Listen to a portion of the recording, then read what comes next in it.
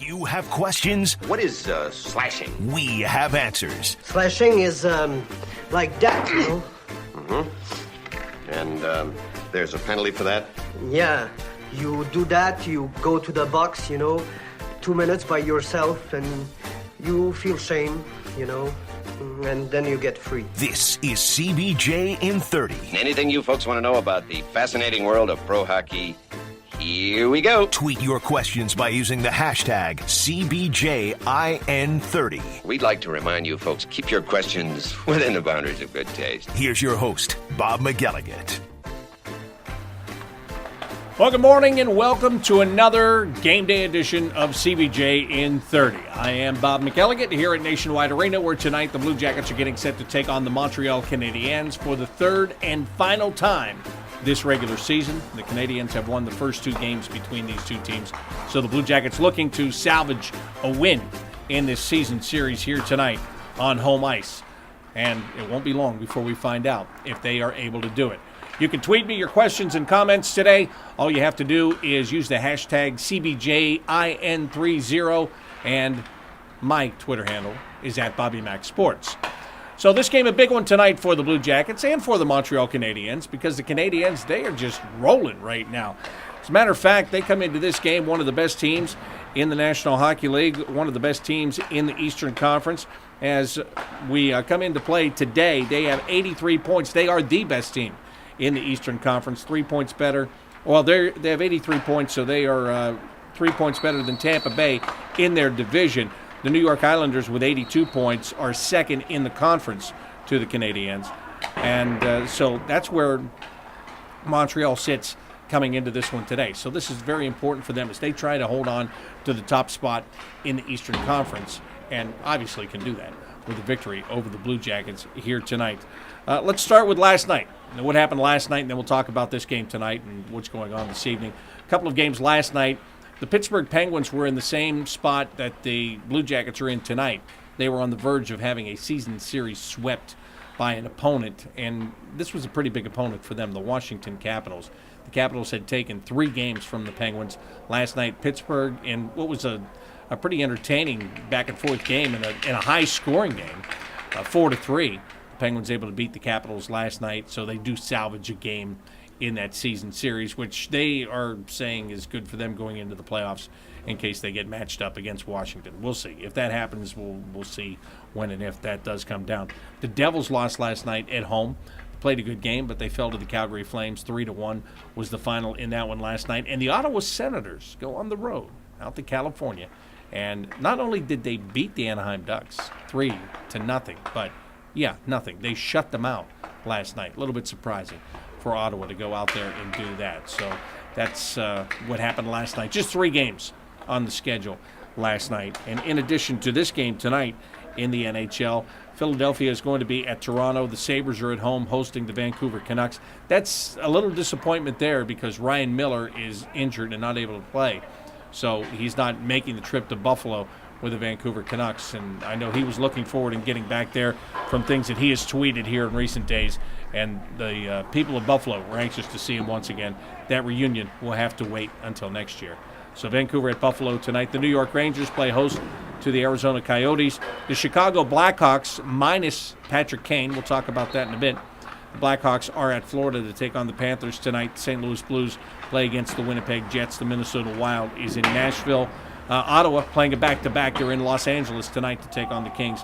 And the San Jose Sharks are going to play against the Detroit Red Wings tonight. So let's talk about this game first and foremost.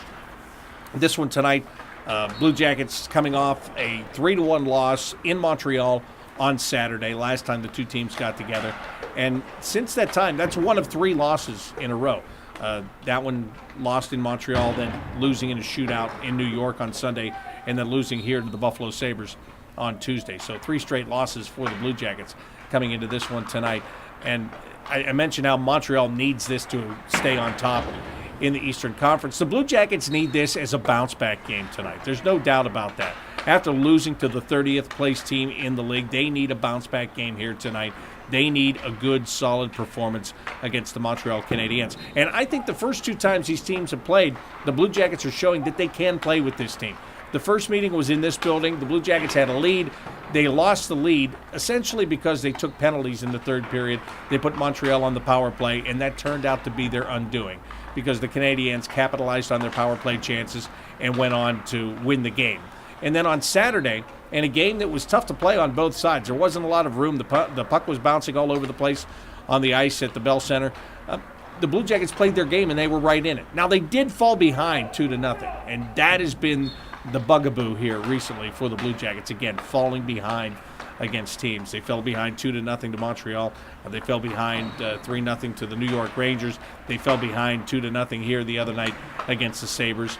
Again, they went on to lose all of those games, so they need to pick it up. They've got to score first. As a matter of fact, I had it here somewhere. I don't know where I have it. But Todd Richards told me this morning that if you look at the team's record when the Blue Jackets score the first goal of the game, it's way better than when they don't score. When the opposition scores first, the Blue Jackets do not have a good record. And as Todd said, I'll bet you that most teams don't have as bad of a record as we do when we give up the first goal. So the mindset has got to be to score the first one tonight for the Blue Jackets, just because of that and trying to set the pace and playing on home ice and all that stuff. You got to be able to do all of that stuff here tonight, and that's got to be the focus, first focus of what's going on here tonight. Now, some notes for you. Kevin Connauton is injured. He's got a lower body injury. He is not going to be able to play here tonight. I don't know if he's going to be able to play on Saturday afternoon or Sunday afternoon for that matter, because they're back-to-back games this weekend. But I can tell you he's not playing tonight. So Jordan Leopold draws back into the lineup for the Blue Jackets this evening, and he will play in a pairing with James Wisniewski tonight. I seem to recall the last time that those two played as a tandem, it didn't go as well as you had hoped that it would go. So hopefully they'll get that ironed out here tonight. But Leopold comes back in, the savvy vet, doing whatever's asked of him, whenever it's asked of him. And I had a nice long conversation with him here this morning, and he admitted it's hard to be the 7th, 8th, 9th defenseman, but he's been doing this for a long time. He's on the downside of his career. He's near the end of it. He understands, he knows, and he knows how to approach the job. So he'll be out there tonight, and I'm sure that he's going to play to his best ability against Montreal here this evening. So he draws in, Kevin Connauton comes out. So here we are back to 6 healthy defensemen for the Blue Jackets going into this game tonight. Up front, some changes on the forward lines. Scott Hartnell comes off the Ryan Johansson line, and Nick Foligno goes on the Ryan Johansson line. So it'll be Foligno playing with Johansson and Alexander Wenberg. Hartnell is going to join Artem Anisimov and Marco Dano. Now, if you go back to the game on Sunday in New York, the Foligno, Anisimov, Dano line was the best line, hands down. Not a question. Now, the other night, they were as mediocre as anybody else was. So this isn't a big deal. It's not a big shakeup to me. Todd wants to keep Dubinsky, Atkinson, and Calvert together. That's fine. And he had said that Hartnell played with Anisimov and Dano early in the season, and that worked out for all three of those guys. So they'll try to get Scott Hartnell to take Foligno's place on that line and keep it going at a high level. I think it will, because Anisimov is back to playing at his normal level, and Dano has been much improved since coming back from Springfield of the American Hockey League. So I think that combination will be a good one. And for Nick Foligno to go up with Ryan Johansson, I believe this is just a move to try to get Ryan Johansson going again. But he's gone 4 games without a point. Is he pressing a little bit? I'm not sure. Maybe he's pressing a bit, but having Nick Foligno there, I think what Todd is hoping is that will provide him a little bit of a comfort level, putting Nick up there. Nick does such a good job of drawing attention to himself and holding pucks and digging pucks out, and that should give Alexander Wenberg and Ryan Johansson time to find that open space while he's holding that puck, and then we know how good he is at making the pass, and then somebody's got to finish. It's as simple as that. And Johansson is your finisher when he's on top of his game. So good chance for him to be a finisher here tonight. And, you know, Jody Shelley has said about this to me a couple of times. You're playing against top players. When you're Ryan Johansson, you are playing against the best defensive pairing the other team has to offer, the best defensive forwards the other team has to offer, and it's all about the learning process. You've got to learn how to play in the league. You've got to learn how to excel in the league. And part of that is learning how to play against the best defensive players every time you're on the ice in this league. So, you know, at times that comes and goes, especially depending upon the way the guys play against you. Ask Sidney Crosby. about playing against Brandon Dubinsky. That doesn't work out very well for Crosby, does it? Works out great for Dubinsky. Same kind of principle here. Ryan Johansson has to overcome that kind of thing. He's still a young guy. Putting a guy like Foligno up there who can hold the puck and possess it a little bit longer, maybe that'll give Ryan Johansson an extra second or two to get separation, get himself into a shooting position so that when the puck lands on his stick, he's ready to go and he can just pump it right to the net. So we'll see what happens tonight. I don't mind either one of those line changes. I see where they both have merit. I see the thought process behind both of them. So I would not expect them not to work here tonight, to be honest with you. Wouldn't expect them to fail. What else? Curtis McElhaney will go back in between the pipes. Anton Forsberg got sent back yesterday, as we talked about that yesterday. Oscar Dansk is up here. He is going to back up Curtis McElhaney in the game tonight for the Blue Jackets. Montreal Canadiens, when you look at their team, I mean, there are obvious places to look up front. Max Pacioretty is having a great year. David Desharnais is a very good forward. He's going to make things happen. PK Subban is such a good two-way defenseman, and he logs a ton of minutes. But really, for the Montreal Canadiens, it comes down to their goaltender, Carey Price. Is there anybody better in the league right now than Carey Price? It's hard to argue that there is. Pekka Rinne's had a great year in Nashville. Rinne also spent some time on the shelf with an injury. Carey Price has been Mr. Consistent. He is tough to beat. He is on top of his game right now. And you know what else he is? He is one of those very, very cool characters, if you will. To me, he is the way you want a goaltender to be. Very calm, very cool, walks that line of confident and cocky, and does his job. And I've got no problem with that. This guy's playing great. He's playing lights out.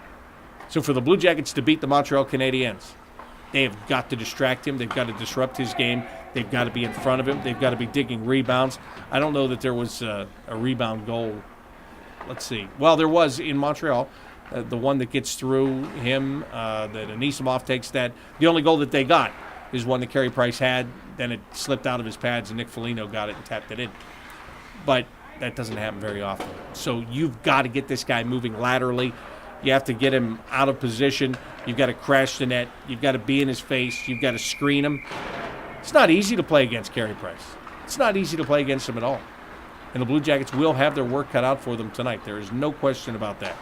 It's not going to be a show up and win night here at Nationwide Arena.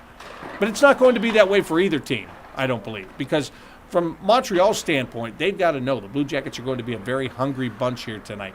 They're going to be a team that feels that they've got to bounce back in a big way after losing to Buffalo here on Tuesday. And Montreal's playing on the road, and they know what it's like to be the home team and how you amp it up when you play at home. So I think this is going to be a good game tonight. I think this is going to be a really good game. It has the makings of being a very good game here tonight, and it gets underway at 7 o'clock here at Nationwide Arena. So I'm looking forward to this one tonight, no doubt, especially after you lose a game like Tuesday's game. You're always looking forward to getting your team back out on the ice and,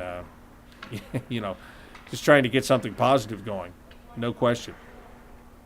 Let's see. Foligno's Flock has a tweet for me today. It says, who is going to be taking the face-offs for Artem Anisimov? Will it be Scott Hartnell or Dano? With Foligno getting moved off of that line, is Artie still shut down with the face-offs? Yes, he is.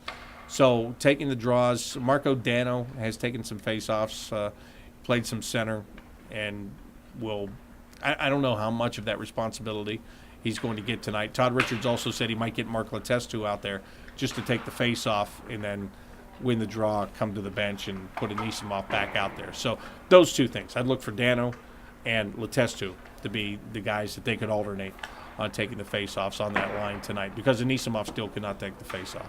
And he's not going to, so somebody's got to fill the void there. And that is one thing that you do, you give up that ability that Nick Foligno has to step in to the center position there and take the face-offs with Artem Anisimov not able to take a draw. So you do lose that by moving him off that line. There's no question about that. But, again, you're just looking to generate something here. You're looking to generate in a positive way, and if Foligno can get Johansson going, then it's well worth the trade-off of having somebody else take the face-offs on that line. No doubt about that. So some big news yesterday. There was a lot of big things that went on in the league yesterday. First of all, Patrick Kane is injured. He's out. We talked about him being injured yesterday, but what we didn't know at the time is that he is going to be out for 10 weeks, 10 to 12 weeks. We're talking about 2.5 to 3 months for Patrick Kane, which is a devastating blow to the Chicago Blackhawks. And also starts a lot of speculation about what are they going to do. How can they replace a Patrick Kane? Can they replace Patrick Kane? They did put him on long-term injured reserve, which means that they can not have to deal with his hit on the salary cap. It gives them some money that they can work with and bring somebody in. Speculation that Antoine Vermette of the Arizona Coyotes now, maybe they would bring him in as a rental player because he is a centerman. He is a talented offensive guy. Maybe they would do something like that. But what do you have to give up? If you're the Blackhawks, what do you have to give up to the Arizona Coyotes to be able to get a rental player? And that's essentially what Vermette would be, because you don't have salary cap space. As you look down the road, you don't have salary cap space unless you were to move somebody else to re-sign Antoine Vermette, who's going to get a sizable contract this summer from somebody. I don't know from whom, but from somebody. So do they go that direction? Do they just kind of, patch it up from within, or what do they do there for the Chicago Blackhawks? But it is very much a big question mark now in Chicago. And again, this is a team that they're out to challenge the Los Angeles Kings. I still think those two teams are the two best teams in the West, no question. They still should be in the Western Conference Final. And people would say that the Western Conference Final has the potential to be the Stanley Cup Final, if you will. But, it doesn't matter. Those are the two teams that you're talking about when you're talking about them being the best in the league. So if Kane's going to be out for 12 weeks, let's just say 12 weeks. Let's go with the worst case scenario for him. Who might they go with? What might they do? They can do other things, like Brad Richards plays on that team, by the way, which is very easy to forget. I've forgotten that. Brad Richards plays there. He's been a high-profile top-line player for a long time. He's not playing that kind of role in Chicago right now, but there's the possibility they could move him into a role there at some point. Chris Versteeg is another guy. He's been playing second-line minutes. Maybe he can step in and play there. They do have guys, but they don't have Patrick Kane. There's only one Patrick Kane. How do you replace that kind of talent? You don't. It has to become more of a team game now, because you don't just plop some guy in from somewhere and he plays the exact same game. Not a chance. Not a chance.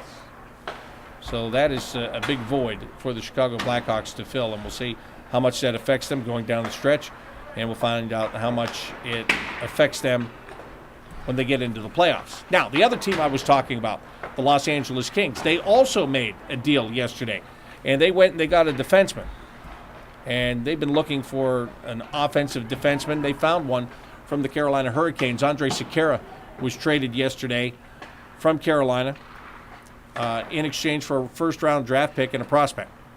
So L.A. trying to shore up the back end, and they've had problems on their blue line this year. All started with Slava Voinov getting suspended, and then Alec Martinez was hurt, and they've got guys out of their mix. Roland McCown, who is the 50th pick in the 2014 draft, is the prospect that's going to Carolina in that deal. So Carolina, they sold off a couple of players yesterday, not only Sekera to the Los Angeles Kings, they also sent Yuri Tlusty to the Jets.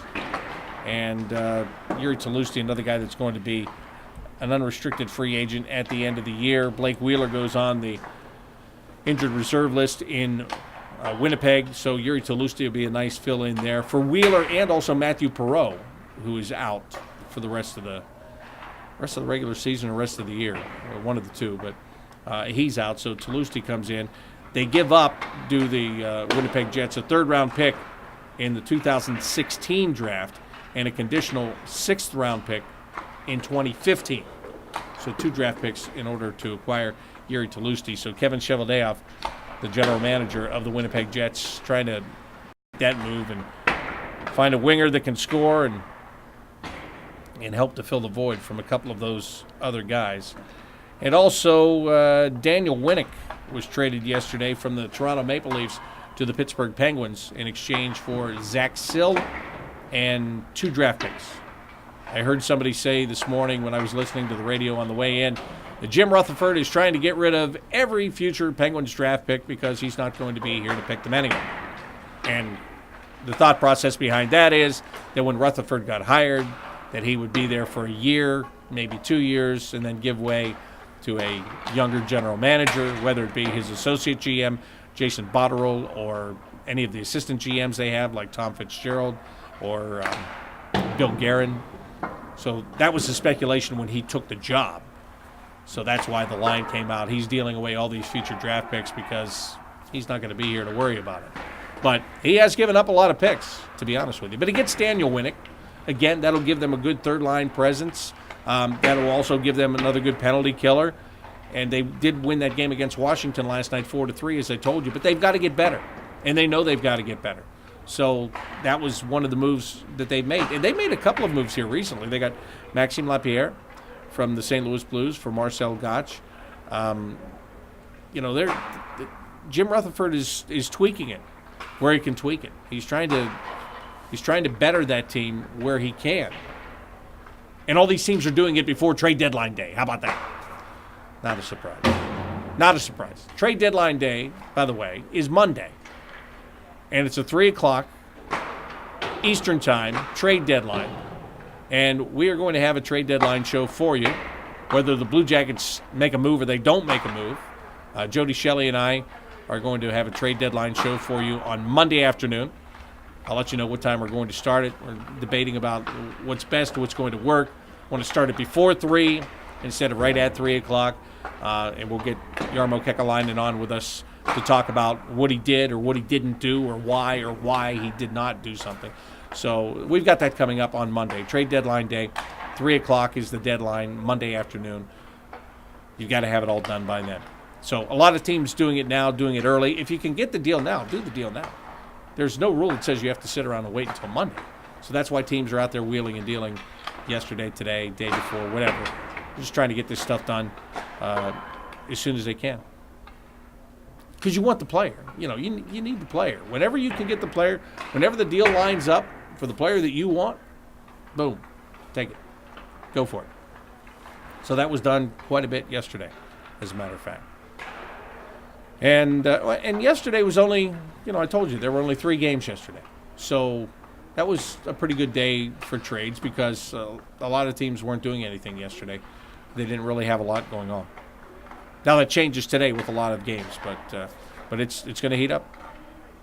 I'm not saying it's going to heat up with big blockbusters, but there's still going to be deals, as minor as they may seem, especially for teams that are in the playoffs right now, because they want to stay there, they want to hold their spot, and they want to fortify. Because when you get into the playoffs, you can never have enough players. You can never have enough players. Because guys are going to go down with injuries. They're going to get beaten up. You saw it last year, the Blue Jackets and the Penguins. Those playoff series take their tolls on players. You can never have enough. And if you think you were set on defense, go get another defenseman because you'll wind up needing him. Look at this regular season. How many defensemen have played for this team this year? I should go count them up. Well, there's 9 right now, right? So let's just see. Savard and Johnson, Tootin, Golubev, Leopold Wisniewski are the 6 that are playing tonight. Connaughton is out. There's the 7th one. Dalton Proud is out. Ryan Murray is out. There's 9 right there. Frederick St. Denis played earlier in the year. And I probably forgot somebody along the way.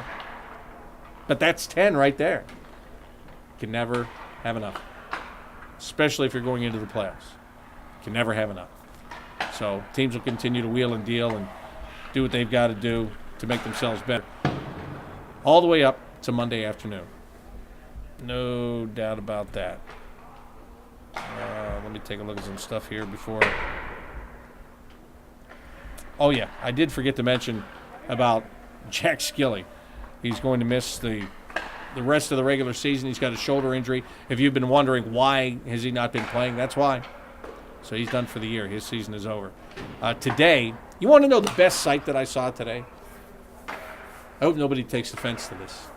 So if there's any players that are playing in this game tonight, if you're watching this, don't take offense to this. But Boone Jenner came walking through carrying a bucket of pucks, wearing his uniform and skates.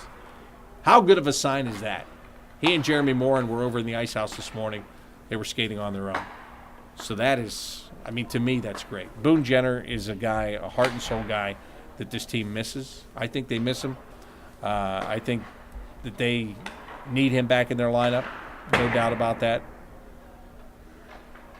So I was happy to see it. I was thrilled to see it, as a matter of fact. Brian Giesenschlag from Fox Sports Ohio tweeting that Todd Richards says Sergei Bobrovsky is getting more aggressive, more comfortable, but not yet 100%. And that's why Oscar Dansk is here right now.